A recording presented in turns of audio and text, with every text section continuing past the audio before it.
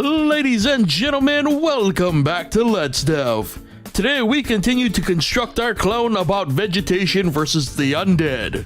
Now last time we grew our plant army by adding 5 new vegetative warriors to the game. The fume shroom, the gloom shroom, the star fruit, the cattail, and the spikeweed. These 5 unique plants had their own unique behaviors added, some of which came with their own unique issues, but we managed to get through it in the end. And today we continue to add even more plants to the game. That's right, today we're continuing to add even more of those unique plants to the game. And of course, we'll also make them interact with the zombies, which no doubt will come with their own issues. So hopefully nothing too annoying happens by the end of today's session. And no, it's not weird that I specifically mentioned that at all.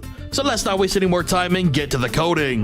The first plant up was the ice shroom. The ice shroom is different in that it isn't permanently placed in the world. When planted, the shroom will wait a second and then burst, destroying itself. And upon destruction, all zombies on screen are frozen. So that's what we had to set up first. I decided the best way to pull this off would be to create a state system. The first state would be the wait state, counting frames until ready, and the second state would be the freeze event. And because it's the same effect, I simply copied the freeze code from the snow pea over to the ice shroom. And there we had it, the ice shroom worked just as we needed it to. And while we're at it, I think we'll keep going with a few more plants requiring similar setups. So next up was the spicy jalapeno.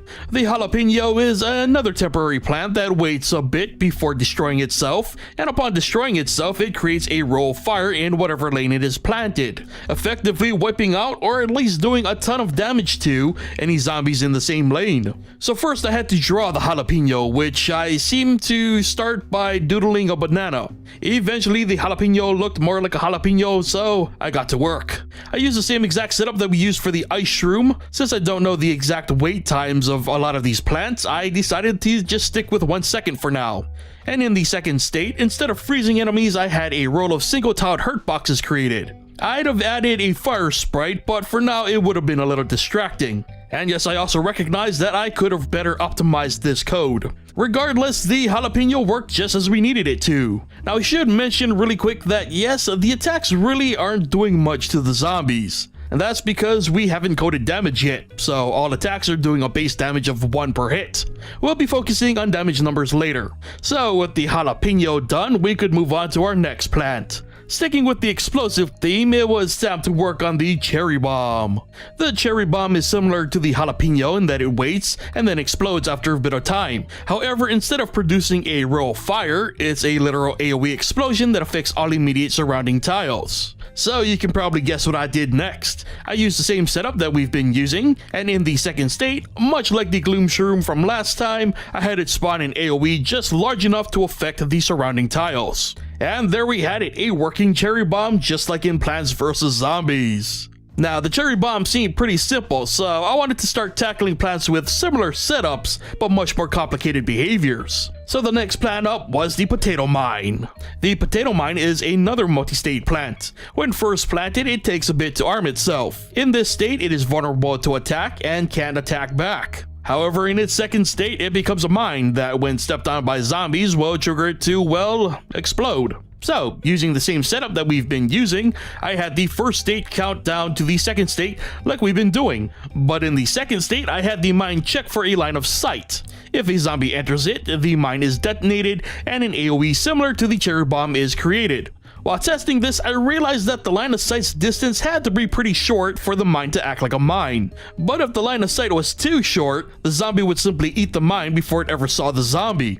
This meant that more than one plant would need to be ignored by the zombies depending on the circumstance. Before, it was just spikeweed, but that needed to be changed. So I decided to give the plants a threat variable. A plant marked as not a threat is simply ignored by all zombies. So with that working, we could now move on to our next plant, the chomper. And just like every other plant this video, the chomper is yet another multi-state plant. However, the chopper's first state allows it to literally eat any zombie in front of it. This sends it into the second state where it is vulnerable and can't attack back until it's done digesting its undead snack.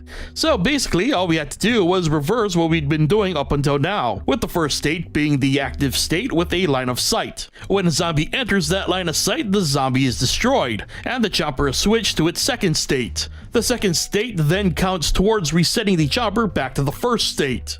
And there we had it, the chopper worked exactly as we wanted it to. Actually, it almost worked like we wanted it to. First, I realized by using the line of sight code, it actually ended up affecting multiple zombies, which meant that the chopper would eat more than one zombie at a time. And that's not how it works in Plants vs. Zombies. Also, I noticed that sometimes the code would glitch out, and the choppers would immediately reset to their first state, skipping over the wait period.